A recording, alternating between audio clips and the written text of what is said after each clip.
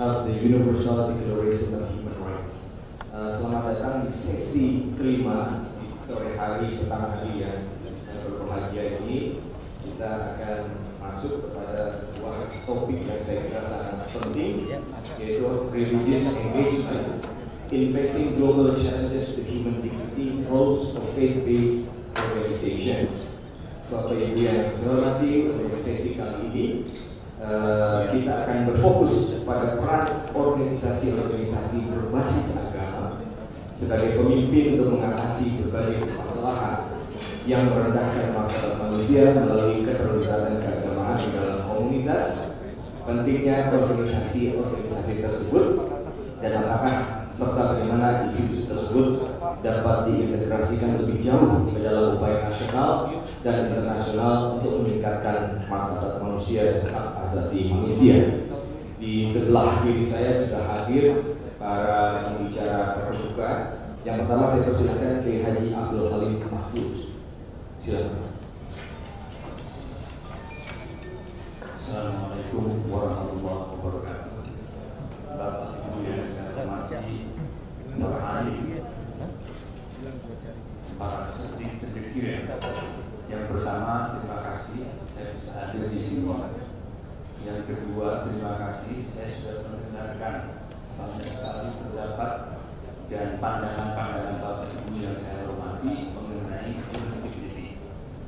Dan saya akan berbicara dalam bahasa Indonesia karena saya merasa lebih fasih berbicara dalam bahasa Indonesia daripada saya berbicara bahasa Inggris. Jadi mohon maaf saya akan persilakan Ibu untuk menggunakan translation. Enggak pala badan.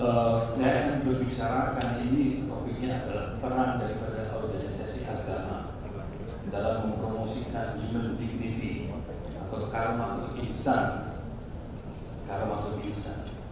Bagaimana kita memerankan memperkuat human dignity itu dalam pergaulan internasional, lokal maupun internasional. Saya akan awali bahwa dalam ajaran Islam kita sudah dikasih tahu, diberitahu sama Tuhan bahwa Tuhan menciptakan manusia dalam bentuk terbaiknya. Tuhan menciptakan manusia dalam bentuk terbaiknya. Misalnya, manusia diciptakan berdiri tegak. Manusia diciptakan berdiri dengan dua kaki, jalan dengan dua kaki, lalu makan dengan tangan. Karena Tuhan juga menciptakan makhluk yang berjalan dengan tangan, berjalan dengan perut. Ya, bahkan makan pun mereka tidak menggunakan tangan, tidak punya tangan, tapi mereka makan dengan mulut. Ini hanya mewujudkan bahwa manusia diciptakan Tuhan sebagai makhluk terbaik. Nah, ketika diciptakan sebagai makhluk terbaik, ada hak-hak dasar yang itu adalah bagian tidak terpisahkan dari manusia. Dan hak-hak dasar itu adalah human dignity. Itu sebagai hak-hak dasar. Hak dasar untuk hidup, hak dasar untuk berkumpul, hak dasar untuk beragama, hak dasar untuk menikmati rahmat Tuhan. Apa rahmat Tuhan? Banyak sekali. Apapun yang kita lakukan di dunia ini, semuanya adalah rahmat Tuhan. Anda bisa bernafas dengan gratis, ya, nggak ada yang bernafas dengan yang mengut biaya. Kalau misalnya Tuhan menerapkan, wahai makhlukku, setiap kamu menghirup udara, itu udara, $1 sen aja, kita akan bangkrut. Jadi ini rahmat Tuhan itu memang disediakan oleh Tuhan untuk manusia. Itu termasuk sumber udara, belum air, belum tumbuh-tumbuhan, tanaman dan segala macam. Ini semua hak dasar yang itu semua adalah hak manusia sekarang. Nah, kemudian di balik itu semua kita punya kewajiban utama. Salah satu di antara kewajiban itu adalah kita harus menjaga alam. Karena itu adalah rahmat yang diberikan kepada manusia. Kalau manusia sendiri tidak menjaga, maka kita sendiri akan kehilangan potensi dari alam. Ini termasuk kewajiban kita menjaga alam yang pertama, mungkin hewan dan tumbuhan yang kedua. Yang ketiga sebenarnya, dan ini yang paling dasar, menghargai sesama manusia. Tadi saya sampaikan bahwa hak manusia itu hak berkumpul, hak beragama, hak ekonomi, hak hukum, dan segala macam. Maka itu Islam mengajarkan tidak boleh siapapun mengganggu hak dasar human dignity setiap manusia. Tidak ada satupun yang pernah. Kalau ada orang merasa bahwa saya mungkin berhak, dalam tanda kutip, berhak lebih besar daripada manusia yang lain, lalu dia mengambil hak orang lain, dia sudah berbuat pelanggaran. Ini pelanggaran agama dan pelanggaran kodrat Tuhan. Makanya siapapun yang merusak alam, di Indonesia kita tahu bagaimana hutan-hutan digundul oleh sekelompok orang yang kemudian manfaatnya hanya dinikmati sekelompok orang. Ini adalah salah satu di antara pelanggaran-pelanggaran yang melebihi kapasitas yang harusnya dibatasi oleh Tuhan. Ini harus sebagai contoh. Artinya manusia ini yang menguasai tanaman lalu mengundurkan alam ini, dia tidak menjaga hak alam untuk hidup. Padahal alam pun punya hak untuk hidup. Yang kedua, dia melanggar hak manusia lain untuk memanfaatkan alam ciptaan Tuhan. Nah, kemudian dari sinilah Tuhan itu memerintahkan terutama kepada dalam Islam itu kepada Nabi Muhammad SAW bahwa Allah berbicara, wa ma arsalnaka illa rahmatan lil alamin. Allah mengatakan, wahai Muhammad, kamu diutus, aku utus kamu bukan yang lain-lain, hanya untuk menjadi rahmat bagi alam, mercy to all creation. Itu kenapa Tuhan menciptakan Muhammad dan mengirim Muhammad ke dunia menjadi mercy to all creation. Tidak peduli dia Muslim, tidak peduli dia Kristen, tidak peduli dia Yahudi, tapi semua harus mendapatkan hak. Ini yang dalam Islam pun sudah ditekankan dan Rasulullah sendiri sudah memberikan contoh yang luar biasa. Suatu ketika pada tahun ke-3 atau 4 Hijriah, Rasulullah di Mekah kedatangan rombongan Nasrani. Mereka adalah dari suku Najran. Datang ke Mekah dan ketemu dengan Rasulullah. Lalu mereka mengatakan ini silaturahmi, diskusi dengan Rasulullah. Dan Rasulullah mempersilahkan rombongan ini masuk ke dalam masjid. Masuk ke dalam masjid yang dibangun Rasulullah. Para sahabat waktu itu menolak, ya Rasulullah, kenapa kau izinkan mereka masuk ke dalam masjid Anda? Ada pandangan-pandangan, loh, kok boleh orang non-muslim masuk masjid? Apa yang disampaikan Rasulullah? Mereka tanggung, saya menghormati mereka, lepas apa mereka muslim atau non-muslim. Sebulan yang lalu saya bikin acara juga kelahiran Nabi, Maulid Nabi. Saya mengundang beberapa sahabat santri, dalam tanda kutip sahabat santri itu kelompok dunia usaha yang non muslim yang berteman dengan kami sebagai santri. Syaratnya sahabat santri itu adalah mereka harus berusaha yang pertama, yang kedua mereka harus keturunan Tionghoa, harus orang Cina. Ketika saya mengundang mereka dalam masjid, ada yang protes, loh, Gus, kok itu boleh masuk masjid? Ada pandangan-pandangan mereka menolak kehadiran orang non-Muslim. Saya hanya berkiblat mengikuti apa yang dilakukan Rasulullah. Oke, jadi saya ingin tekankan di sini bahwa human dignity ini harus kita tegakkan dan peran anggota organisasi agama harus tampil paling depan untuk membangun komunikasi dan tidak ada yang bisa menghambat hak-hak orang lain. Saya kira itu nanti saya ingin lanjutkan dalam diskusi yang akan datang. Terima kasih. Assalamualaikum warahmatullahi wabarakatuh. Terima kasih Pak Mahfudz. Mungkin selanjutnya kami silakan Bapak Profesor Dr. Haji Abdul Mukti MTD, Sekretaris Umum Pimpinan Pusat Muhammadiyah. Monggo. Baik, terima kasih Mas Alfa, thank you. Saya ingin menyampaikan beberapa hal yang terkait dengan tema ini. Yang pertama, saya ingin mulai dari bagaimana kita menerjemahkan cross cultural religious literacy itu dalam rangka kita membangun engagement di antara berbagai organisasi agama.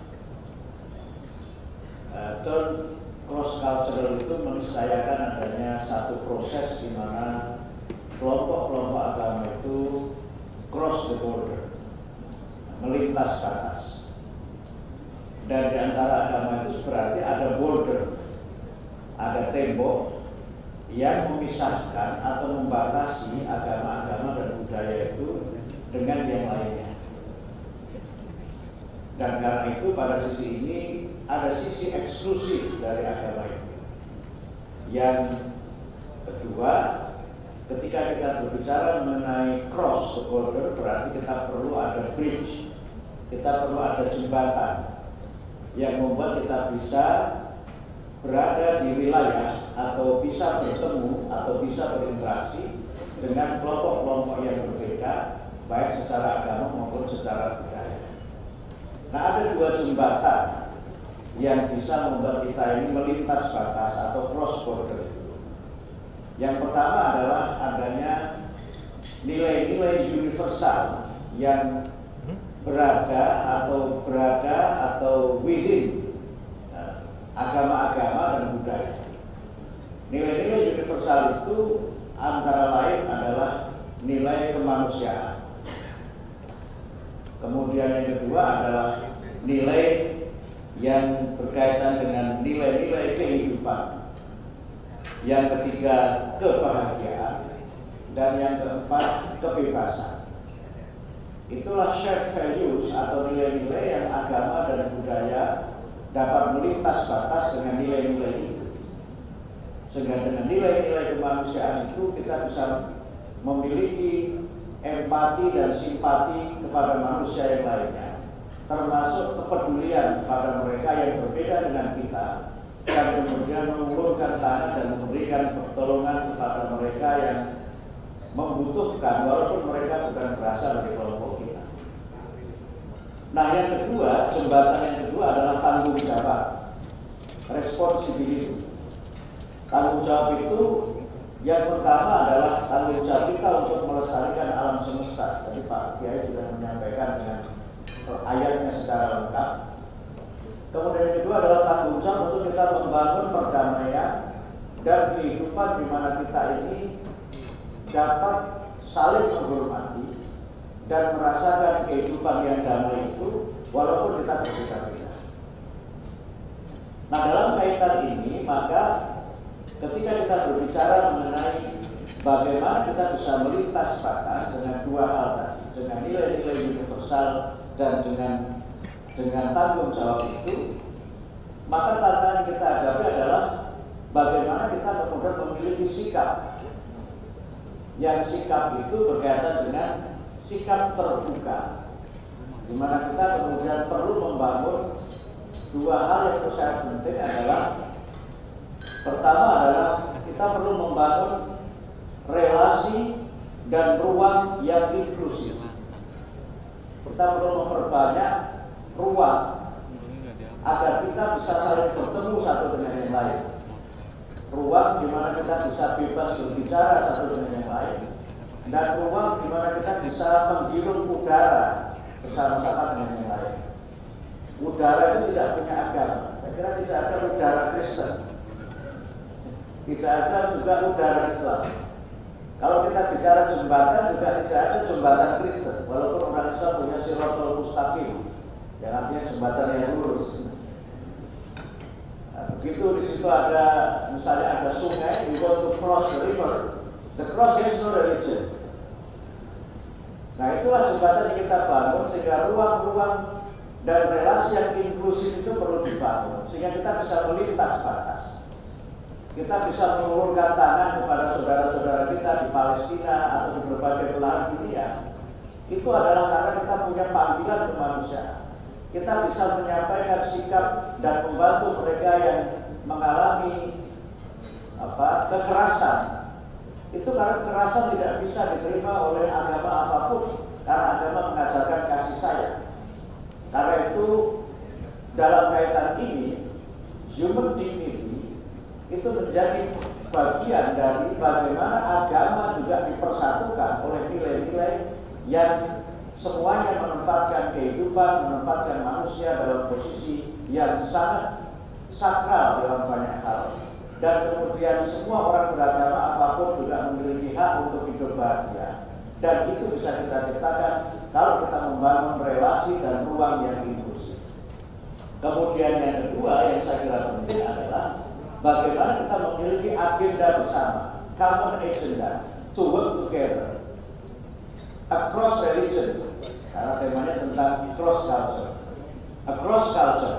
Sehingga karena itu maka kalau kita berbicara tentang bagaimana membangun engagement itu, maka memang kita harus pertama memperkuat basis nilai dalam semua budaya dan agama. Kemudian yang kedua kita membangun tanggung jawab bersama yang saya sering menyebut dengan one humanity, one responsibility. Sehingga dengan itu maka berbagai agenda kemanusiaan apapun bentuknya, mulai dari persoalan-persoalan yang berkaitan dengan isu-isu kekerasan atau isu misalnya dengan human trafficking atau isu lain yang dapat mengancam kehidupan dan keselamatan umat manusia, that is actually common values or shared values and common responsibility that we can cross the border of cultures, cross the border of religion, and we can live together peacefully. Terima kasih Mas. Terima kasih. Selanjutnya saya persilakan kepada Reverend Dr. Henriette T. Hutabarat-Lebang, Presiden World Council of Churches. Selamat sore Bapak Ibu yang saya hormati. Salam sejahtera untuk kita semua. Topik dari pada diskusi ini adalah keterlibatan lembaga-lembaga agama dalam menghadapi tantangan global menyangkut hak-hak kemanusiaan. Dan untuk itu saya akan mencoba untuk memberikan ilustrasi mengenai lembaga keagamaan Kristen baik pada atas nasional maupun internasional dalam hal ini. Dalam hal ini saya akan berbicara mengenai persekutuan gereja-gereja di Indonesia. Ini sebuah persekutuan dari gereja-gereja 96 gereja kota di seluruh Indonesia dan setiap 5 tahun bersidang PTI ini, dan dalam setiap 5 tahun itu agenda-agenda untuk bekerja sama ke depan 5 tahun itu dibicarakan dalam sejarah, itu termasuk isu-isu HAM, diskriminasi sosial, pelecehan martabat kemanusiaan yang tentu didasarkan pada analisis situasi nasional maupun global di bawah terang pemahaman iman Kristiani dalam hal ini dalam Alkitab. Nah, secara prinsip diyakini bahwa semua manusia sama di hadapan Tuhan, dan oleh karena itu harkat kemanusiaan itu harus dipelihara. Apapun latar belakang suku, latar belakang budaya, latar belakang agama dari setiap orang atau setiap komunitas harus dipelihara. Nah, mencermati berbagai konflik yang terjadi di tengah masyarakat, ya PDI mendorong juga gereja-gereja untuk bekerja sama dengan semua umat beragama dan berkepercayaan untuk membela hak-hak asasi manusia dan menerapkan ya human dignity atau martabat kemanusiaan itu, terutama di tengah-tengah berbagai masalah yang dihadapi. Nah, saya kasih satu contoh, misalnya baru saja ini tanggal 9 November yang lalu, sejumlah tokoh bangsa bertemu di Oikumene atau di kantor PDI. Boleh diperlihatkan gambarnya ya. Nah, ini menandatangani deklarasi untuk perdamaian di Papua, termasuk Pak Dr. Putih juga menandatangani, saya kira ini. Nah, ini kerjasama antara tokoh-tokoh bangsa berbagai latar belakang agama untuk menyatakan keprihatinan mendalam atas konflik bersenjata yang terus berlangsung di Papua, ya, yang mengorbankan masyarakat sipil. Ini menjadi sebuah keprihatinan bersama. Jadi perbedaan itu sudah dijembatani, gitu ya Pak Muti, ya, dijembatani oleh karena concern bersama terhadap hak kemanusiaan manusia termasuk saudara-saudara yang ada di Papua. Dan ini ditandatangani oleh sejumlah tokoh yang ada di wilayah ini, tapi juga ada yang tidak hadir, misalnya Haja Sinta Nuria Abdurrahman, ada Ibu Sinta di situ, Dr. Franz Magni Suseno, Profesor Makarim Wisono, Dr. Agus Masuki Darusman, Alisa Wahid, Pendeta Komar Butom, Profesor Abdul Mukti, dan Monsignor Secretariat Hormat dari KPI atau Katolik. Jadi ini merupakan konsen bersama, dan oleh karena itu dinyatakan lewat ya sebuah deklarasi perdamaian untuk Papua. Di samping itu, PDI juga memberi perhatian kepada advokasi masyarakat adat dan advokasi untuk kelompok-kelompok yang rentan, perempuan, anak, dan sebagainya. Nah, kalau kita berbicara pada aspek global, saya akan sedikit menggambarkan mengenai keterlibatan dari World Council of Churches atau Dewan Gereja Sedunia yang lahir tahun 48. Dan dalam proses lahirnya World Council of Churches itu sudah memberikan sumbangan pemikiran untuk konsep Universal Declaration of Human Rights. Ya, menjelang lahirnya, ya lebih dulu lahir WCC, lalu Desember Human Rights Universal Declaration of Human Rights. Jadi perumusan mengenai kebebasan beragama dan kebebasan berkepercayaan ini diberikan. Jadi ada satu komisi International Affairs dan World Council of Churches yang memberikan perhatian terhadap masalah-masalah kemanusiaan, masalah-masalah pelanggaran hak asasi manusia di seluruh dunia. WCC mempunyai program apa disebut ecumenical advocacy yang mendorong dan mendukung keterlibatan gereja-gereja dan lembaga-lembaga Kristiani yang berhubungan dengan isu-isu human rights dan seterusnya. Juga berusaha mempertahankan hak kemanusiaan dengan menyoroti masalah-masalah human rights dan perspektif iman Kristiani. Kira-kira begitu ya. Lalu program-program prioritasnya menyangkut human rights and human dignity, antara lain mengembangkan percakapan interreligius, ya, menyangkut hak-hak sipil, juga perhatian kepada kaum minoritas. Nah, World Council of Churches juga sangat memberikan perhatian kepada isu Palestina dan Israel. Sejak tahun 48, WCC mendorong persetujuan perdamaian yang komprehensif yang menjamin hak-hak kesejahteraan dan keamanan dari masyarakat Palestina dan masyarakat Israel. Jadi WCC juga mendorong dialog antara wakil-wakil agama Kristen, Yahudi, dan Muslim untuk mempromosikan hubungan yang toleran dan harmonis di kedua wilayah itu.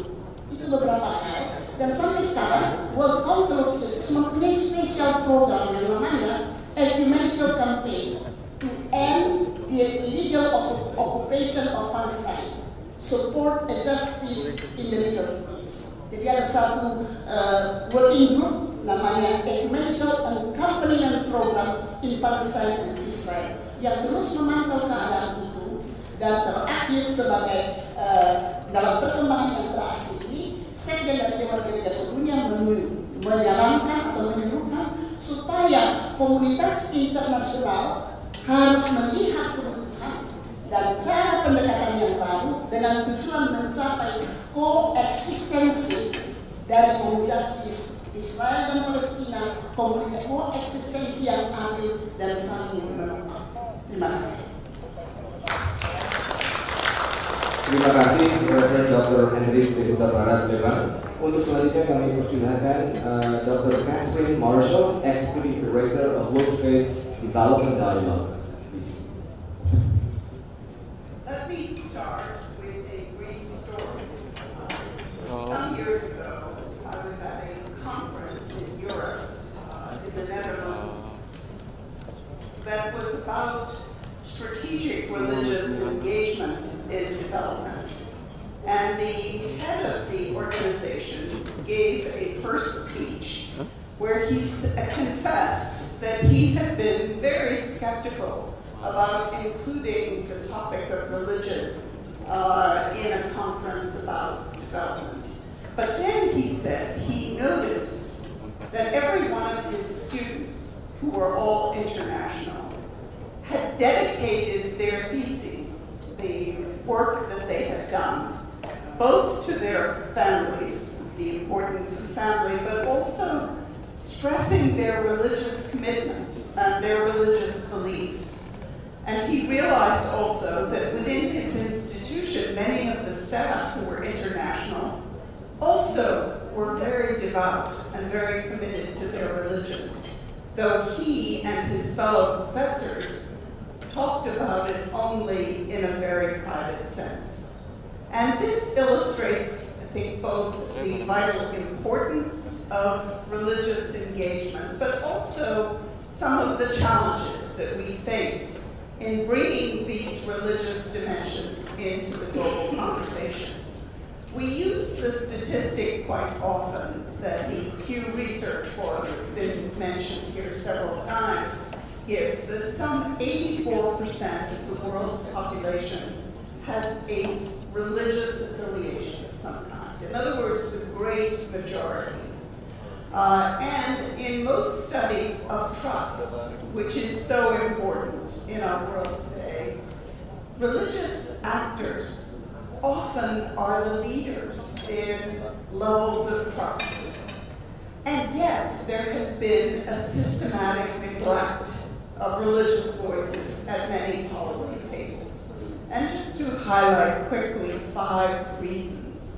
One is that the worlds of religion are immensely complex. They are very dynamic.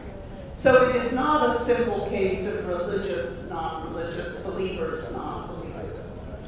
It is a complicated, interconnected, intricate world that it takes great effort to understand. Religious literacy is perhaps easier said than done. So that is, I think, the first reason. There is also a historic unease among many communities in speaking about religion. It's viewed as sensitive, even private, controversial, bound to get you into trouble. There is also a problem that there have been many gaps in evidence. In other words, the topics of religious engagement have often not been as well researched, and that is particularly true outside the Christian communities. I think a fourth reason that's important is that religion very rarely stands by itself. I look often, for example, we're working on family planning and decisions about family planning. It is not simply religion, it is many other factors. Finances, which are mother-in-law things, your health, that determine people's attitudes. So that it is not easy simply to segment the religious element of something. And I think that there is also the questions of the diversity of religion in terms of its positive as well as its less positive aspects. We say quite often that it is part of the problem in many cases. We've talked often here about the dangers of extremism and violence, but it is also very much part of the solution. You could take every one of these 17 Sustainable Development Goals that are the sort of global architecture approved by the United Nations in 2015, and we identify quite readily religious dimensions of every single one of them. But just to highlight a very few, if you look at the COVID pandemic, the response of religious communities, including religious communities here in Indonesia, has been immensely practical. We talk here often about quite abstract concepts of human dignity and love and empathy, but when you actually look at the practical response to health during the COVID pandemic, but also to what we call social protection, care for the most vulnerable, there are countless examples of the roles that religious communities have played. In terms of the environment, it is very clear that without the moral and practical leadership of religious communities, we cannot respond to the global environment crisis.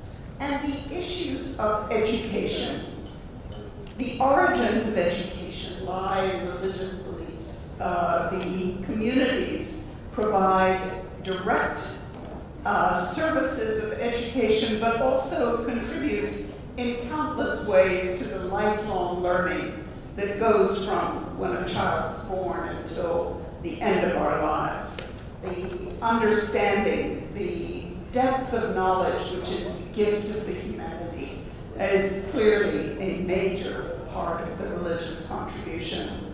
And finally, we've heard so often the potential and the actual roles that religious communities can and do play in peace building.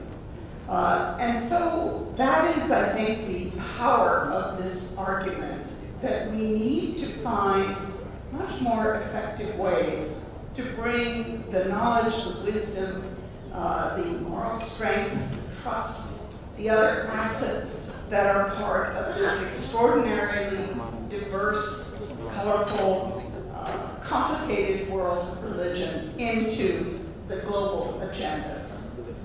Thank you. Thank you very much. Next, please, Dr. Leimena, Director of Royal Institute for Interfaith Studies. Thank you. When we talk about the role of faith-based organizations in facing the global challenges to human dignity, we have to first think of what undermines human dignity. Injustice, inequality, misuse of power, ignorance about the other.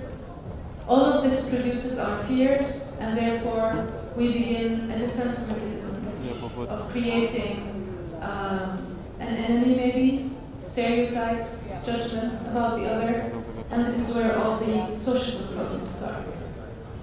Religious leaders in many of our societies are role models. People listen to them, they follow them, they take them as role models. They play an important role in explaining the true values of religions. However, when some of these leaders don't walk the talk,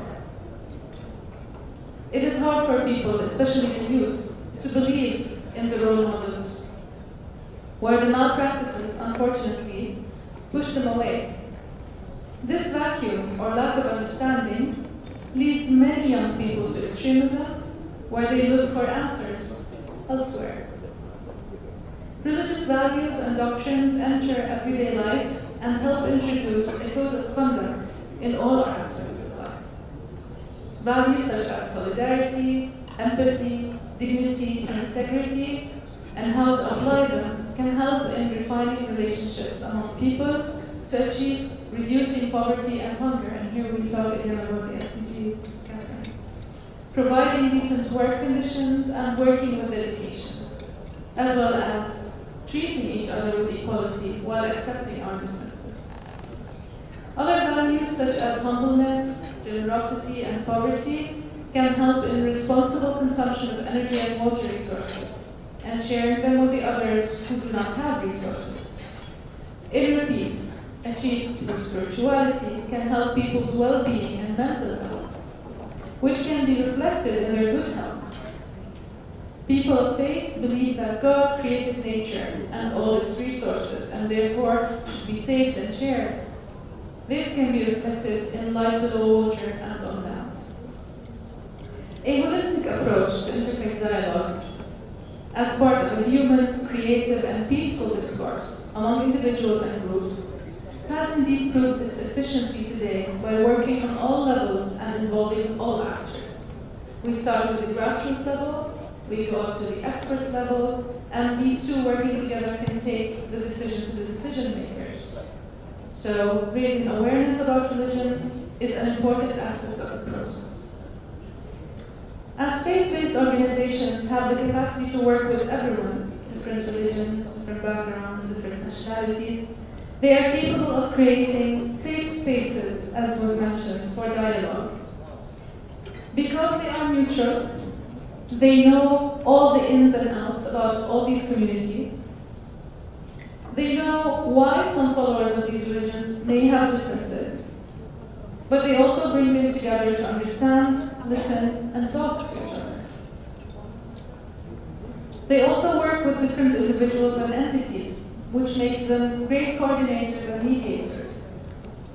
They build the bridges of communication between old and young generations of experts, between religious leaders and other community leaders, as well as with the grassroots. And most importantly, they bridge the gap between all these parties and the decision makers. Through different approaches, initiatives, and friendships, faith-based organizations can foster interreligious and intercultural dialogue as an effective tool for countering intolerance, extremism, radicalism, and for forging a culture of mutual respect and understanding. They can implement different projects which include training programs, community initiatives, and of course here we talk about also the forming of, today we talk about the teachers, in other occasions we can talk about the formation of imams and Christian clergy and other religious leaders, academics, writers, journalists. They can promote dialogue, mutual understanding, common human and ethical values among followers of different religions and cultures. They can foster cooperation and cultural interaction through respect for concepts, freedoms, and perspectives among these peoples. They can raise awareness about religions and concepts such as dialogue, citizenship, and peace building.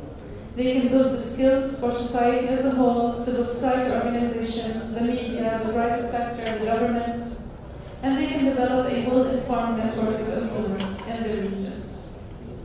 So faith-based organizations can encourage regional networking on religious and cultural issues through effective communication and interaction.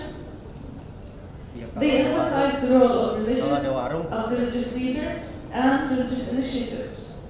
We can mention here the document on human fraternity, which was signed by Pope Francis and the great Imam of Al-Azhar, of course. And in Jordan, we have had plenty of initiatives, beginning with the Amman message, which we explored today with one of the colleagues, but also going into a common word between us and you, based on the two commandments, love of God and neighbor, inviting Christians to join hands on such a foundation for the cause of God, world peace and harmony, and World Interfaith Harmony Week, which was also adopted by the UN General Assembly, declaring the first week of February of each year as World Interfaith Harmony Week, calling on governments, institutions, and civil society to observe it with various programs and initiatives that would promote the aim of the week's objectives. Thank you. Thank you, Dr. Renata. Our last speaker is Dr. Sami Haq, Dean of the School of General Education and Professor of Anthropology at Brigham University, Bangladesh. Please. Thank you.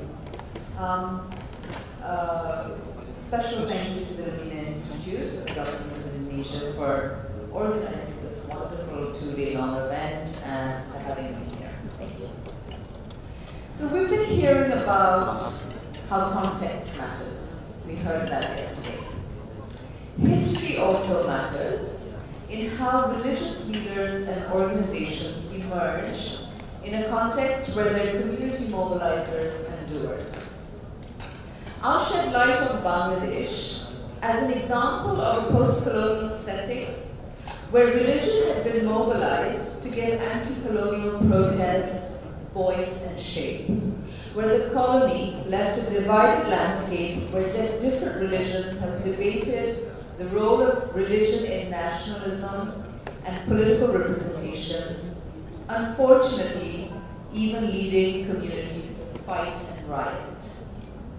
The us versus them mentality was both engineered as well as one that subsequently dominated heavily.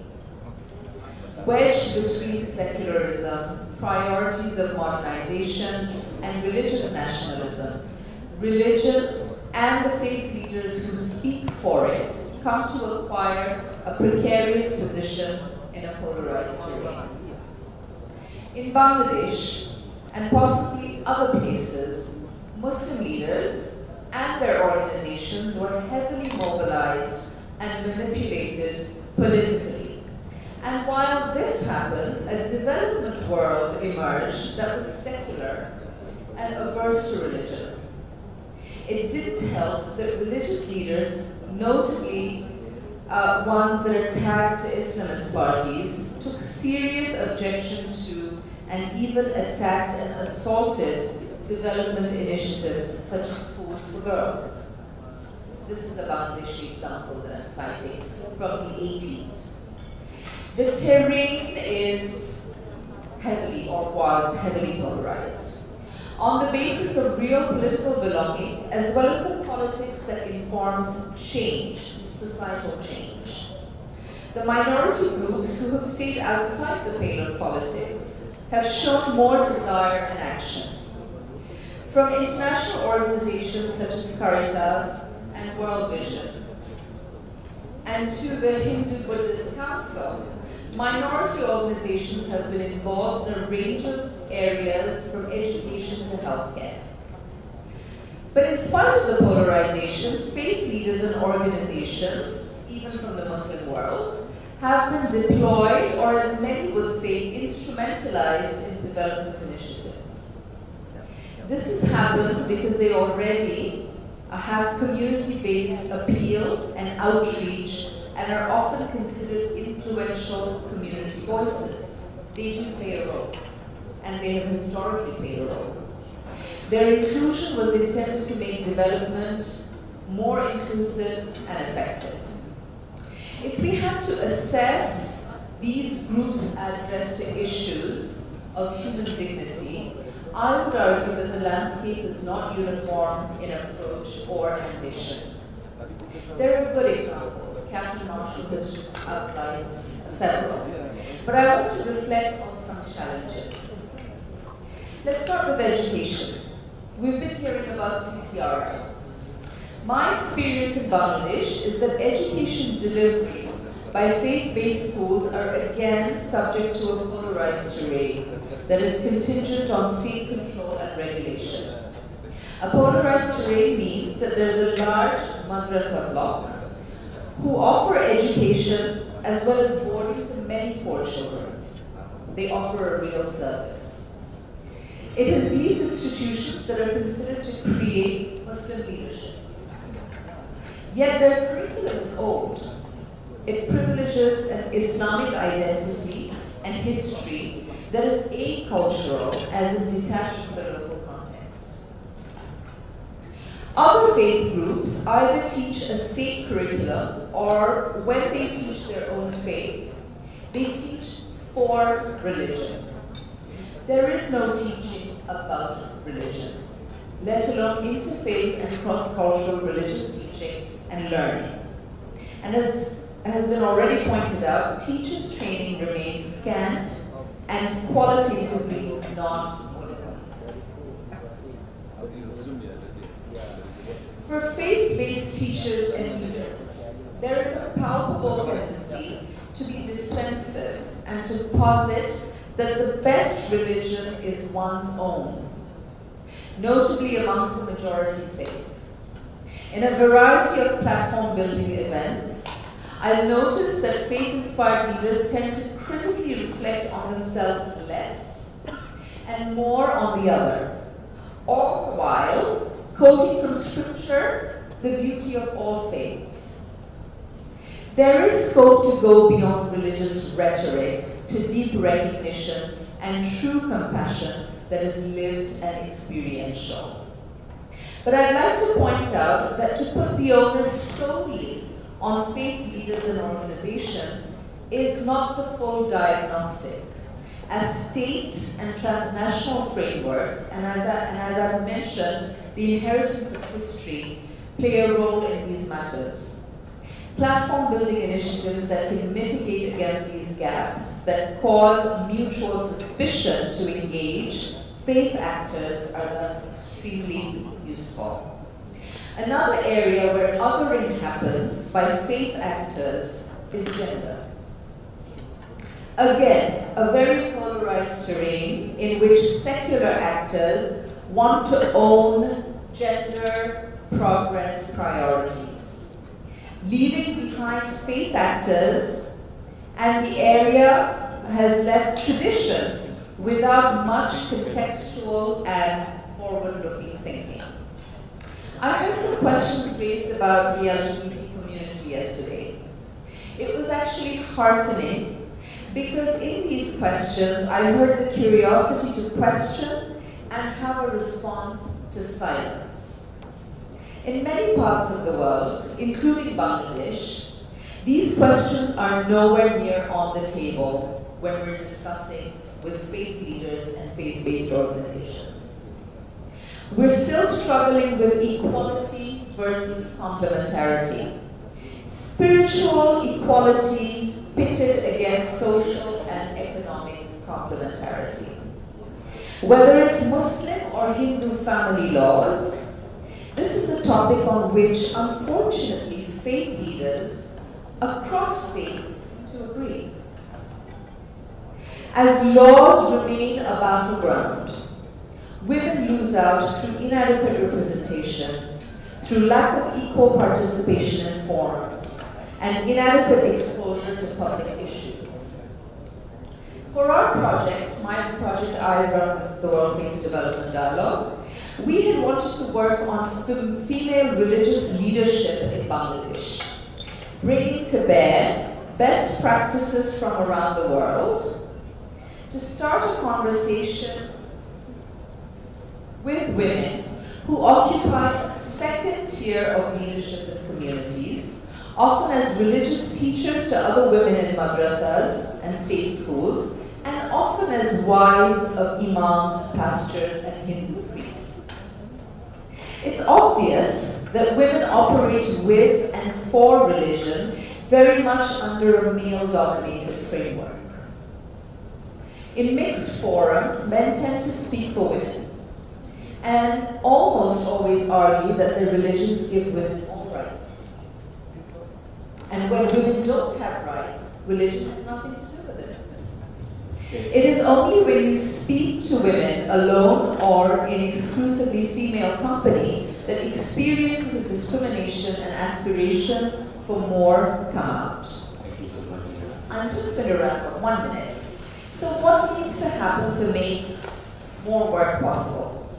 Sustained long-term work, mobilizing governments, remembering that history matters.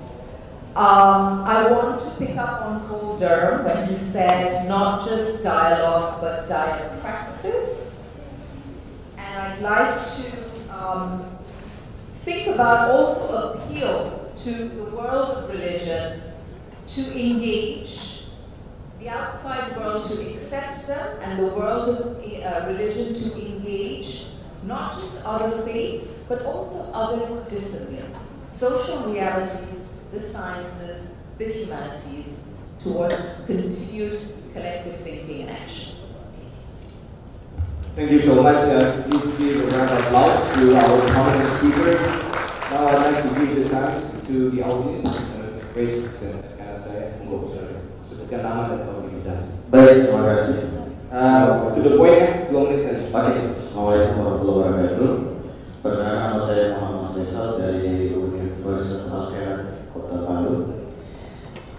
Dari narasumber yang sudah menyampaikan beberapa hal itu sangat menarik, apalagi berkaitan dengan martabat manusia.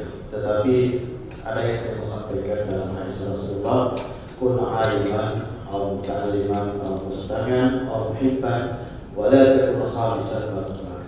Jadi jadilah kalian orang yang mengetahui, orang yang belajar, orang yang mau mendengar dan mencintai dan menjadi orang yang terima, yaitu yang menutup hatinya dan dirinya terhadap ilmu. Jadi kuncinya, apapun dalam ketika kita keberagaman, perbedaan, yang paling penting kita memberikan pemahaman. Karena banyak kendala yang kita hadapi di masyarakat, konflik yang terjadi. Salah satu penyebabnya adalah mereka tidak memahami tentang bagaimana hakikat martabat manusia, sehingga konflik inilah yang menjadi besar. Olehnya itu perlu ada penegasan dari narasumber berkaitan dengan bagaimana perlindungan hak-hak dasar yang kita berikan kepada orang-orang yang tidak memahami hal tersebut. Yang kedua, bagaimana menciptakan lingkungan. Karena konflik itu sering terjadi karena lingkungan yang mempengaruhi mereka. Oleh itu saya sangat bangga sekali dengan Institut Leimena, sehingga kami bisa berbagi kepada masyarakat memahami bagaimana keberagaman itu baik secara lintas budaya. Sekian dan terima kasih. Terima kasih Pak Faisal. Untuk selanjutnya masih dari sayap kanan sepertinya tadi ada yang bertanya. Monggo, silakan.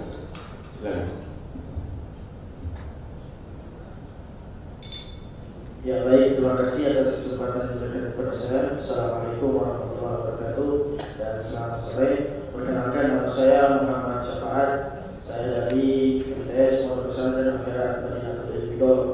Saya langsung saja ingin bertanya, sejauh mana organisasi agama dapat berkolaborasi dengan organisasi sekuler maupun organisasi pemerintah untuk mengatasi tantangan global tanpa mengorbankan prinsip-prinsip agama mereka. Saya terima kasih. Assalamualaikum warahmatullahi wabarakatuh dan selamat sore. Sore, terima kasih Pak Sahabat atas pertanyaan yang to the point. Baik, terima kasih yang saya persilakan Pak Kiai. Terima kasih. Penanya dari Al-Khairat, dua-duanya dari Al-Khairat, yang saya ingin gabung aja jawabannya. Tapi ini juga menyangkut pertanyaan kita di UIN Sunan Ampel. Bagaimana kita menjamin perlindungan dasar mengenai human dignity, dan kemudian bagaimana hubungan antara kelompok-kelompok agama dengan kelompok-kelompok umum dan konteks hubungan sosial. Yang pertama saya ingin sampaikan, di Badan Waqf Pesantren Tebuireng di BWPT itu kita mempraktekkan membangun hubungan, dan itu sudah kita mulai dengan membangun yang kita sebut dengan pentahelix. Jadi 5 elemen kunci. Yang pertama adalah pemerintah, harus ada dalam setiap kegiatan kita. Yang kedua adalah civil society yang kita wakili atas nama pesantren. Yang ketiga adalah dunia usaha, business community. Yang keempat adalah academics, kampus-kampus akan terlibat. Yang kelima akhirnya adalah media massa. Jadi media massa itu sebaiknya hadir dalam pertemuan membahas mengenai human dignity, asasi dan segala macam, bukan sebagai orang yang akan meliput, tetapi orang yang betul-betul wawasan, perlu mendapat pemahaman bahwa ini yang disebut dengan human dignity. Karena kebanyakan ya mohon maaf ini dalam pelaksanaan di sini saya melihat wartawan itu ada di pojok sana, keluar, dan disebut dengan media. Itu tugas mereka adalah melakukan wawancara. Tetapi bagi saya di lingkungan para Waqf Pesantren Tebuireng, wartawan datang bukan hanya sebagai pewawancara, tapi dia sebagai orang yang ikut hadir dan paham. Ini saya kira ini perlu diterapkan. Jadi di kami itu wartawan datang bukan hanya sebagai orang menanyakan pertanyaan, tetapi orang yang hadir dan paham.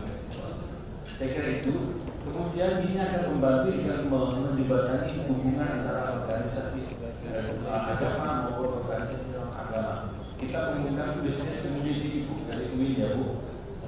Di BWPT kita mengundang dunia usaha hadir dalam pertemuan-pertemuan. Kita undang mereka hadir dalam peringatan hari Maulid Nabi. Kenapa? Supaya mereka paham. Karena Maulid Nabi itu kebanyakan hadir dirayakan oleh pondok pesantren di masjid-masjid, kemudian masyarakat komunitas bisnis tidak paham itu apa.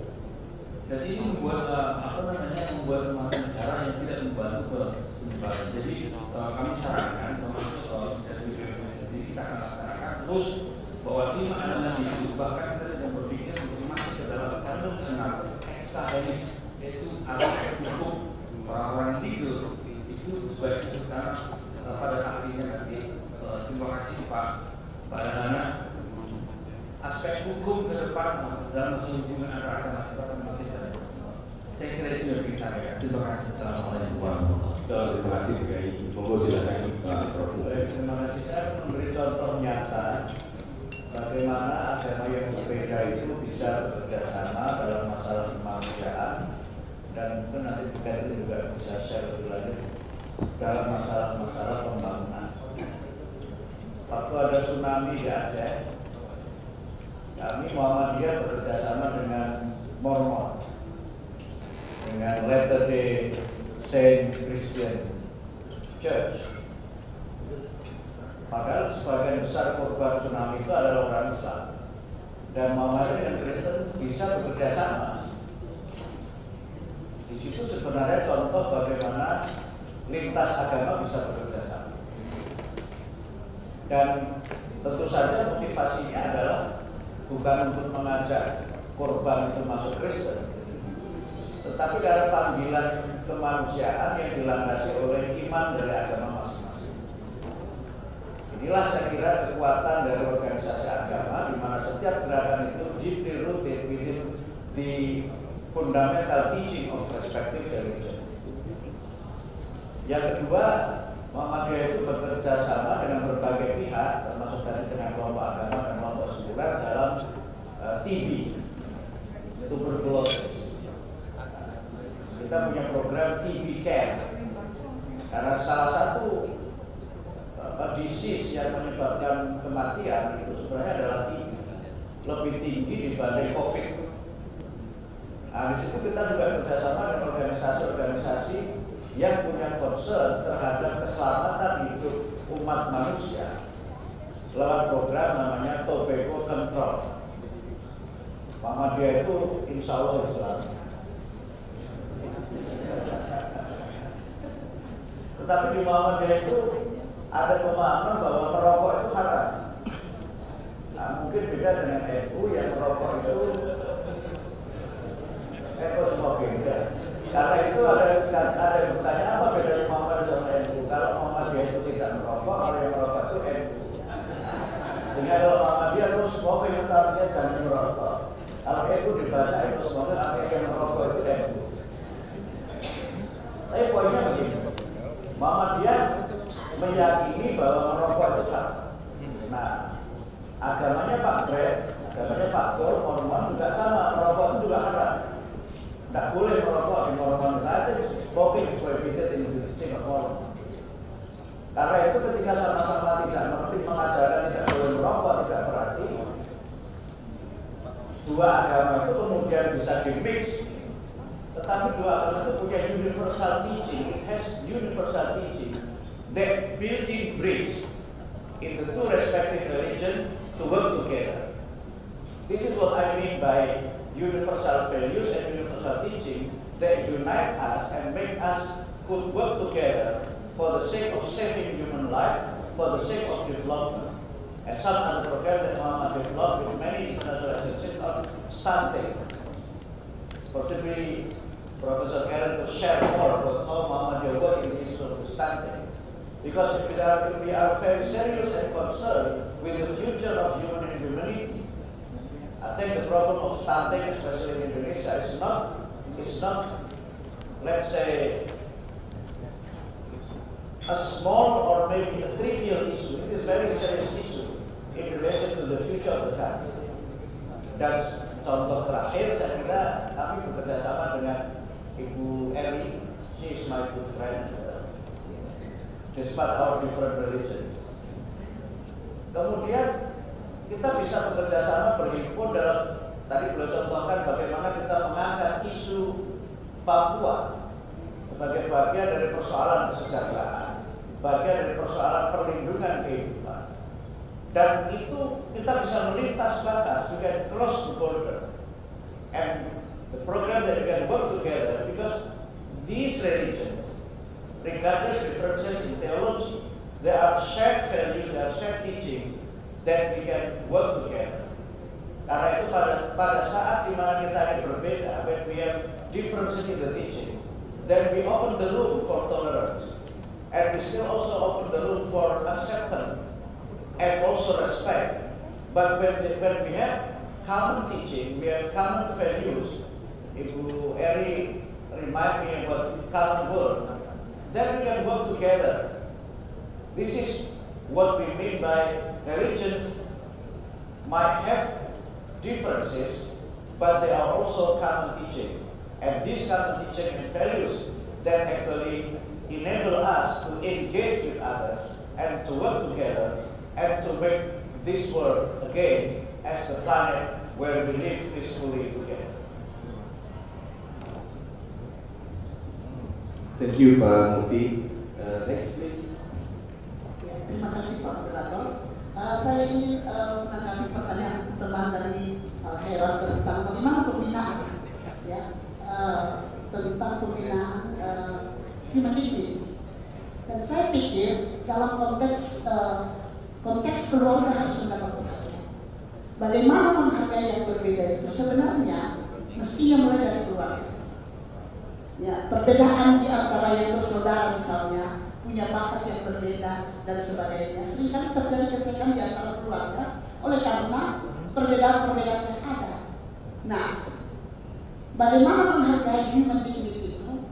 Bahwa setiap orang mempunyai berharga di mata ya penciptanya, dan setiap orang juga mempunyai karakteristik, mempunyai bakat yang berbeda-beda.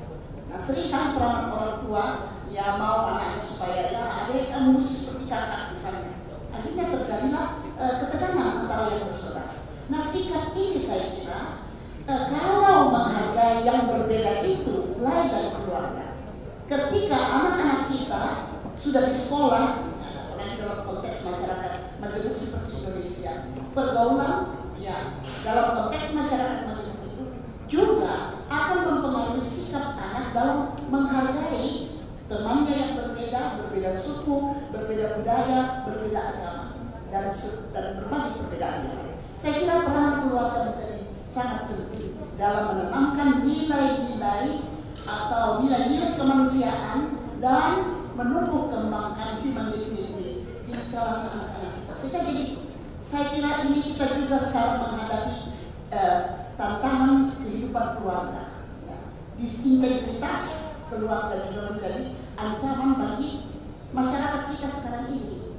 Dan oleh karena itu saya kira pendidikan keluarga yang di mana anak-anak juga menghargai gurunya ibu, ya, juga dapat diperoleh oleh karena anak-anak sudah belajar bagaimana menghargai yang berbeda, mulai dari tengah-tengah keluarga ini. Terima kasih. Thank you so much. Please next. An answer to one of the questions, there's no question in my mind that the important challenge for us is to bridge the divides between religious and non-religious worlds.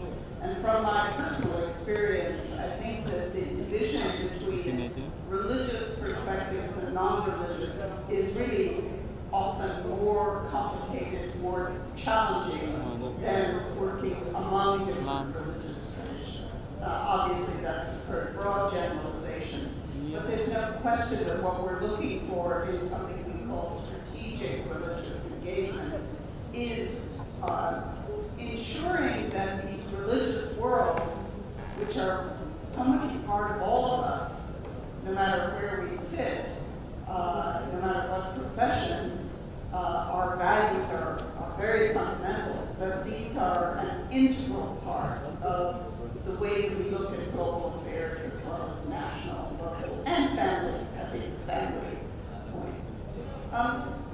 I don't think in this room that we will find very much disagreement with an assertion on priorities. What is the most important priority in development, in social progress? Number one, education. Number two, education. And number three, education. It is absolutely the cornerstone of the values, of the knowledge, of the fulfillment of human potential and solving the many problems that we face. But there are numerous challenges to global education. I think it's first important to recognize the extraordinary progress there has been globally on education. I mean, is a revolution to see so many people, and the remarkable progress in girls' education is really an extraordinary achievement. And you can also make a case that nothing is more important for society's development than the education of girls. Even one example is that a child's head size is affected by the level of the mother's education because of the knowledge of nutrition. But there are many problems. First of all, there is a massive global problem of basic quality of education that countless children all over the world cannot, even with 10 years of education, count or read a single paragraph. This is the current challenge, is the quality of education. Secondly, particularly in this technological world where in our cell phone we hold the knowledge that could have probably was the full knowledge of the most educated person in the Middle Ages, we have to teach people how to think and how to learn, not to memorize or to learn by rote. And third, I think that the education systems all over the world are facing challenges in the questions of values that include understanding others and difference, religious, cultural, social, inequality, disabilities within communities. So that, I think, is what makes the cross-cultural literacy program so extraordinary. It's a very ambitious, idealistic in many ways, approach that many of you are part of, but it is addressing one of these most fundamental challenges to the global education world. So thank you. Thank you so much, Dr. Katherine. Next, please, bring it up. I will give you an example to answer all three questions. We were trying to find a creative way of teaching about religions rather than teaching religion, which is already done in schools. But we also wanted to go out of teaching only about the Abrahamic religions, because when you are in a Muslim country, Abrahamic religions are easy to talk about. They're all recognized by the Quran. But what about other traditions and other religions? So we decided to use storytelling to talk about the journey of a hero in what we call the wisdom traditions, and talk about interdisciplinarity with religion, so to teach a little bit about philosophy, about literature, and we chose role models from different world traditions to study the personality of this hero, how they start their journey, why they go on this journey, and what happens with them, the life-death experience, and then they have to go back. So we chose to speak about saints from different traditions, but also personalities. And of course, we chose both men and women to give this idea of even saints could be women. It doesn't have to be always the concentration on men. And of course, because we have so many conservative students in a Muslim community, especially outside the capital, what we did is we joined together different students from different backgrounds, but also from different religions and areas in Jordan. And the experience was a bit difficult for them. For instance, when we spoke about the personality of the Buddha and the story, etc. So they were telling me, "Are you trying to convince us to convert into Buddhism?" I was like, "I'm not going to convince you with anything. I'm not talking about religion. Just study the story of this man, read a little bit, and then we will discuss it." And the hardest part was what Katherine was just explaining, was reading the stories. So we brought the books, we provided the books, but we also provided summaries of the books. And then we did worksheets on the books. And everybody was asking me, "Isn't there a movie that I can watch?" So to begin with, to teach young people to read, to teach them to hold their attention for more than 2 seconds, they are used to TikTok today, and to talk about literature, philosophy in relation with knowledge and religions is very, very important. Now, gaining their trust is even more important to listen to you. So the idea of having these conversations and discussions after they read, and then we speak about them, where do you think you can identify with this saint or with this personality, with this hero of the journey? was the most important part. And of course, many of the stories were sad, many of them were happy, many did not want to share their stories, they thought it was too personal. But this is what we need to do, I think, when it comes to religions, and this is how we get to know the other as part of history, as part of world tradition. The earth did not start with my religion or with his religion. We have a variety of religions and traditions, and this is how we gain respect, but we also get to know the other in order to communicate, dialogue, and not go into radicalization or extremism or whatever you want to call it. Thank you so much. Thank you so much. Please, next. Thank you. I think a lot has been said already, but I'm going to pick up on the question of how do religious actors engage with the secular world without losing elements of their religion. So I think, as Katherine has already said, it's extremely important that this engagement and this interaction happens. And it's probably harder than it is between religious people from different faiths. So when you engage with the secular world, there's always that pressure of modernity that religion must leave itself, right? And so I think in this engagement, which again is very important, it's strategic, it's important, it's effective, it's about the common good and it's about the societal good. I think what both, there's a certain responsibility that both sides carry, which is to respect and listen to each other. I think that's the first condition. Then to value human dignity in and through the issue that's being addressed, whether it's poverty, whether it's water, climate change, what have you, right? And then for the secular world to really listen and understand and appreciate the values that come from the religious world. And for the religious world to, and I'm going to say this with a lot of humility because I'm not from a religious organization nor am I a religious leader, so please forgive me. But for the religious world to also maybe not be so scared that their religion is being taken away from them. And to remember that religious traditions are not static, right? They change and they have always changed. We have countless examples through history where, you know, fiqh changes, rulings change, different kind of deliberations are brought to the table. It's dynamic.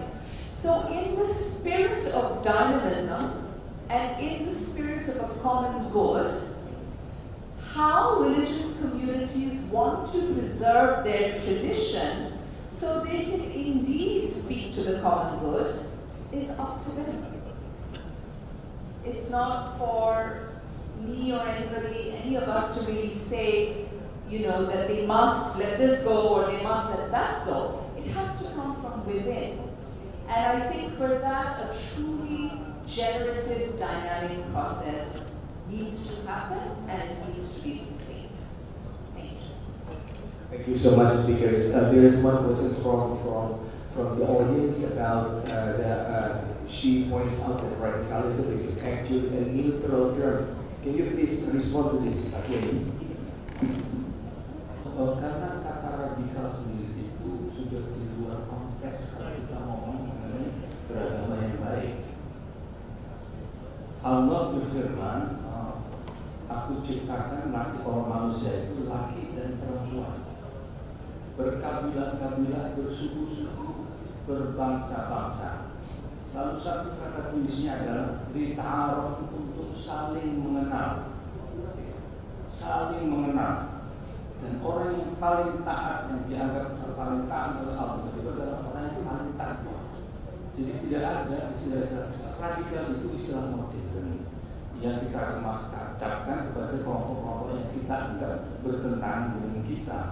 Jadi kalau dalam konsep Islam, radikal segala macam itu istilah orang-orang yang memang punya niat radikal. dan mereka meradikalkan diri. Tidak ada dalam konteks hubungan agama itu ada yang kelompok ini radikal. Karena itu Islam sejak zaman setelah Waqf itu muncul perbedaan-perbedaan tajam sekali. Dan itu dalam awal munculnya kelompok-kelompok yang menganggap dirinya beda. Lalu mereka mempertajam diri dari beda itu kemudian menjadi bermusuhan dan kemudian istilahnya media menjadi radikal, ekstrim, kanan kiri dan segala macam. Ini yang kemudian sampai sekarang pun istilahnya masih dipakai. Padahal konsep itu tidak ada. Tapi kita tunduk dan kita ikut menggunakan istilah itu. Mohon maaf ini yang saya pahami begitu. Jadi sebenarnya konsep dalam Islam itu istilah-istilah itu istilah-istilah yang muncul belakangan. Dulu ketika Rasulullah itu adalah pemerintahnya, Rasulullah adalah pemimpinnya, nggak ada kata radikal. Semua orang ikut apa yang disampaikan Rasul, karena Rasulullah adalah benar-benar mewakili apa yang disampaikan Rasulullah. Ya kira terima kasih. I think in international term now, people tend to use the word extremism instead of radicalism. And when it comes to extremism, there are actually two categories of extremism. The one is non-violent extremism. Second is violent extremism.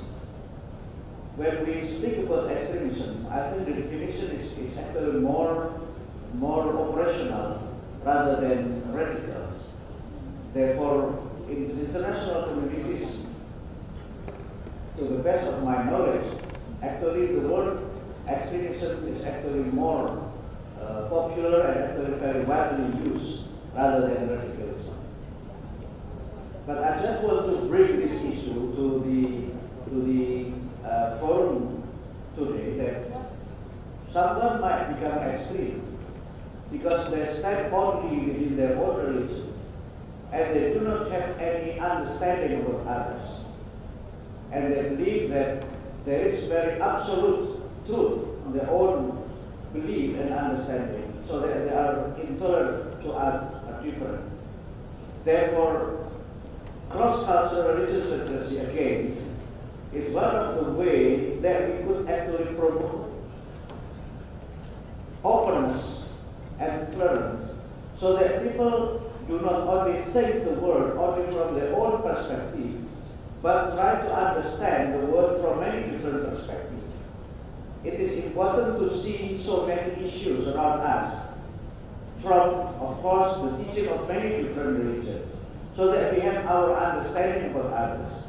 Because sometimes our misunderstanding toward others could lead to our mistreatment to others. It is in this context that cross-cultural literacy could reduce, hopefully, this kind of extremism, especially violent extremism. People, of course, see that non-violent extremism is something that is not against the law. But violent extremism, actually, they do not only believe on the use of violence, but they also utilize violence to achieve their goals or their agenda. This is actually one of the problems, that sometimes religion is used, misused, or even abused by certain religious communities to attack others, or maybe to intolerate others. Our challenge now is actually on the issue of extremism, and to some extent the issue of violent extremism. Therefore, the word radicals, not only international contact but also Indonesian contact, has not really popular now. Therefore, when the government of Indonesia, maybe some represent the government, when the government of Indonesia has a program on de-radicalization, Muhammadiyah actually expressed its disagreement. We'd rather use the word moderation instead of de-radicalization. And it is this third law that actually now adopted and pushed the government as part of the national program. So we have now in Indonesia Literasi umat beragama, or moderation of religious people, as one of the ways that we actually building modern society with high level of openness, high level of tolerance, and this moderation actually embedded within the teaching of all religions in Indonesia, but also part of the deeply rooted culture in the country. Thank you, Pak. Thank you, Pak Muti. Maybe other speakers would like to say something more before we conclude this discussion. Yeah, I just want to say something about radicalism. Ya. Memang akar-akarnya dari artinya kembali kepada akar. Cuma, I think sometimes ketika menemukan akarnya, akar ajarannya, dianggap itulah yang benar. Makanya seringkali terjadi konflik, terjadi gesekan-gesekan oleh karena tidak ada lagi ruang bagi yang berbeda dengan anggapannya itu. Dan saya kira oleh karena itu istilah itu mulai kita mulai kita transformasi itu sehingga kita dapat melihat bahwa dalam konteks seperti itu tidak ada ya masing-masing kita mengetahui inti ajaran dari agama kita masing-masing, tetapi bukan berarti memaksakan ajaran itu mungkin dengan istilah itu artinya menggaris ajaran itu sehingga mengeksklud yang lain. Saya kira itu saja tambahan. Terima kasih. Terima kasih. Very quickly. All these words can be very dangerous, whether they're translated or whatever. But the word moderate is also one that can lead to concern. That moderate means tepid or not very committed or too bland. So I like the words of the former Secretary of State, Madeleine Albright, when she said that she wanted passionate moderates, that taking any sting away from the word moderate, I think has equal importance to clarifying what we mean by radical or extremist. Thank you. Maybe you have something more. The last speakers? No. Okay, thank you so much. Terima kasih para pembicara yang terhormat. Ya, saya kira kita sudah mengikuti pembicaraan dan diskusi yang sangat bernas, sangat insightful.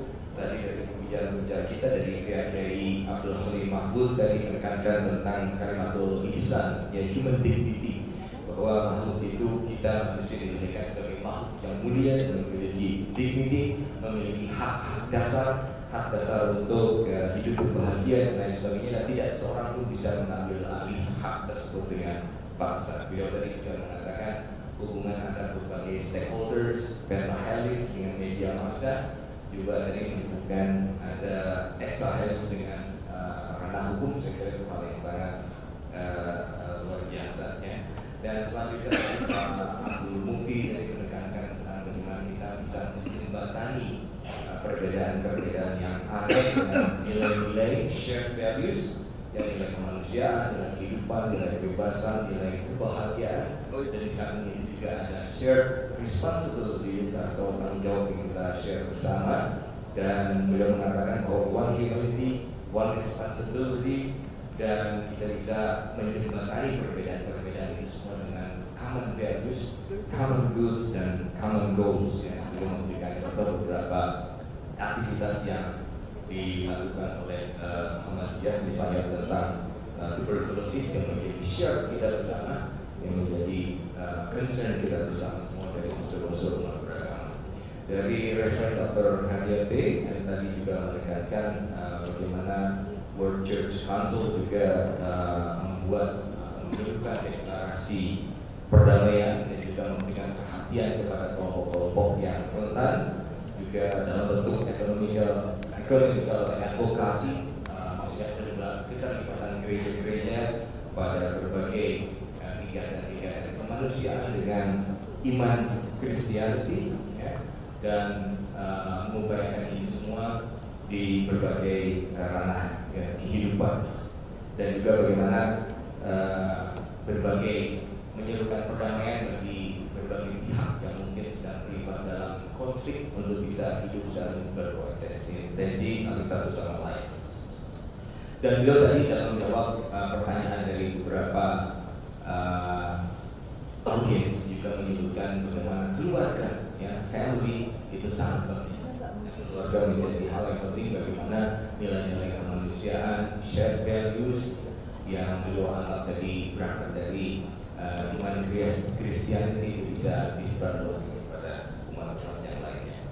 Yang berikutnya tadi dari Dr. Katherine Marshall, ya, beliau mengatakan the great majority itu has religious affiliation. Kita harus memahami bahwa great majority manusia di dunia ini memiliki afiliasi beragama, dan itu adalah hal yang penting kita pahami dan kita bisa jadikan itu sebagai satu cara kita untuk bukan menelisik perbedaan yang ada, tapi mencari calmness, mencari kebersamaan, dan ada berbagai sektor yang bisa menyatukan kita semua. Beliau menyebutkan dari finance, health, ya, itu semua bisa mewarnai people's attitude, ya, sikap dari manusia. Jadi tidak harus dulu terkait dengan theological matters, tapi juga hal-hal terkait dengan finance, health, ya. Dan kita juga harus menyadari tentang diversity of religion, dan beliau tadi menyebutkan secara khusus the danger of extremism, not danger of radicalism, but the danger of extremism. But still we have to be careful with these kind of terms. Beliau tadi menyebutkan terakhir tentang passionate moderate, ya, yang mungkin bisa di-refer oleh kita semua. Beliau juga menyebutkan tentang SDGs, ya, dan salah satu dan religious dimension ada di setiap poin-poin SDGs ini. Ya, tadi terakhir lalu selanjutnya ada Dr. Reni, ya, juga ya, menyebutkan bahwa kita harus lihat dulu apa sih yang tidak bisa menyebabkan SDGs ini berjalan sebagaimana mestinya, dan nilai-nilai seperti humbleness, generosity, lalu inner peace, mental health, ya, lalu bagaimana grassroots level initiative ini bisa mempengaruhi decision maker level. Dan beliau beranggapan bahwa faith-based organization itu punya kapasitas untuk bergerak dan kerjasama dengan berbagai unsur masyarakat. Yang terakhir last one dari Dr. Samiyah, ya, beliau menyatakan memberikan sebuah example dari negara yang Bangladesh, di mana segalanya bergerak dari anti-colonialism, ya, dan religion was mobilized at the time for anti-colonialism, dan bagaimana di negaranya minority dalam hal ini umat Hindu atau umat Buddha juga dilibatkan bersama-sama dalam organisasi-organisasi inisiatif